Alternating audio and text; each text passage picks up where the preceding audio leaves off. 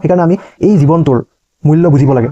এতিয়াও বহুত সময় আছে, আমি যদি একবাৰ মনে দি ভাবোঁ যে এই জীৱনটো আৰু মই ব্যৰ্থ নকৰোঁ, যেনেকৈ হ'লেও মই এটা দৃঢ় সংকল্প ল'ব লাগে যে ইয়াৰ আগতে অনন্ত কোটিবাৰ যিমান পাপ নকৰিছিলোঁ কিয় এই জীৱনটো মই ব্যৰ্থ হ'ব নিদিওঁ, এই জীৱনটোত মই আৰু পাপ নকৰোঁ, আৰু মই এই জীৱনটোত মোৰ শ্ৰীহৰিৰ ওচৰত শৰণাগত হৈ, মোৰ শ্ৰীহৰিৰ চৰণত শৰণাগত হৈ কেৱল ভক্তি কৰিম আৰু হৰিনাম ল'ম।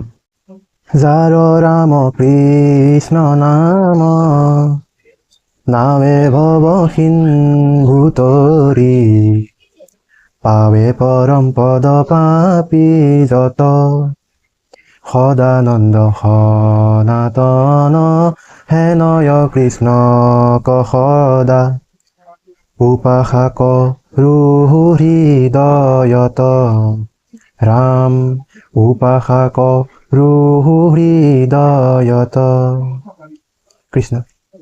ইয়াতে মাধৱ পুৰুষজনে কৈছে যে যাৰ ৰাম কৃষ্ণ নাম নামে ভৱ সিন্ধু তৰি, অৰ্থাৎ মাধৱদেৱ মহাপুৰুষজনে কৈছে যে এইখন আমি য'ত বাস কৰি আছোঁ, এই পৃথিৱীখন আচলতে এখন ভৱসাগৰ। ভৱসাগৰ মানে হৈছে এনেকুৱা এখন সাগৰ য'ত সকলো জীৱ কক বকাই ডুবি ডুবি কষ্ট খাই আছে, কিন্তু ইয়াৰ পৰা কেনেকৈ মুক্তি পাব, কেনেকৈ এই ভৱসাগৰৰ পৰা উদ্ধাৰ হ'ব, তাৰ পদ্ধতিটো বিচাৰি পোৱা নাই। আৰু সেইকাৰণে মাধৱ পুৰুষজনাই কৈছে যে এই ভৱসাগৰৰ পৰা উদ্ধাৰ পোৱাৰ একমাত্ৰ এটাই উপায় আছে, সেইটো হৈছে হৰিনাম, অৰ্থাৎ যাৰ নাম কৃষ্ণ ৰাম।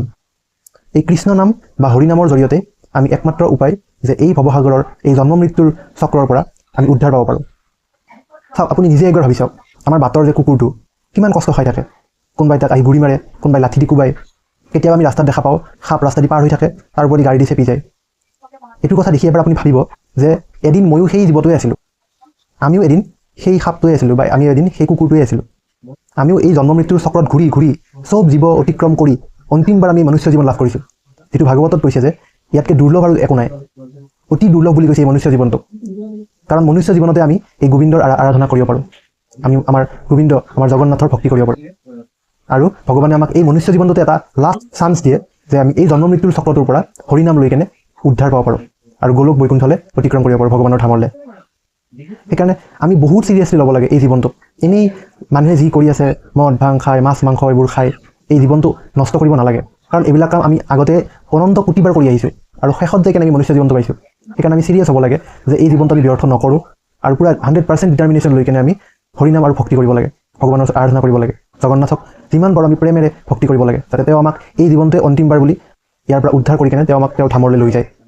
তাৰপিছত মাধৱ পুৰুষজনাই কৈছে যে পাৱে পৰম পদ পাপী যত, অৰ্থাৎ যিমান ইমান ডাঙৰ ডাঙৰ মহাপাপী আছে, লগা হ'লে সি ব্ৰহ্ম হত্যাই কিয় নকৰক, সেই মহাপাপীয়েও যদি নিজৰ পাপ পশ্চাত্যাগ কৰে আৰু ভগৱান শ্ৰীহৰিৰ চৰণত শৰণাগত হৈ কেনে হৰিনাম লোৱা আৰম্ভ কৰে, তেন্তে জগন্নাথ ইমান দয়ালু যে সেই মহাপাপীকো ক্ষমা কৰি কেনে এই জন্ম মৃত্যুৰ চক্ৰৰ পৰা উদ্ধাৰ কৰি দিয়ে।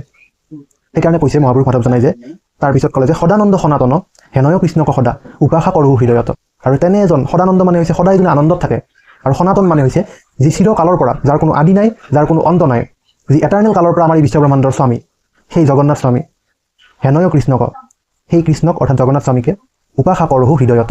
মাধৱ পুৰুষজনে কৈছে যে সেই কৃষ্ণ অৰ্থাৎ জগন্নাথ স্বামীকে মই মোৰ হৃদয়ত ৰাখি উপাসনা কৰোঁ বা ভক্তি কৰোঁ।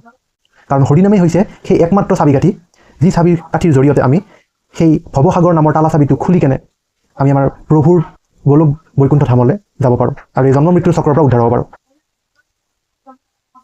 জয় জগন্নাথ।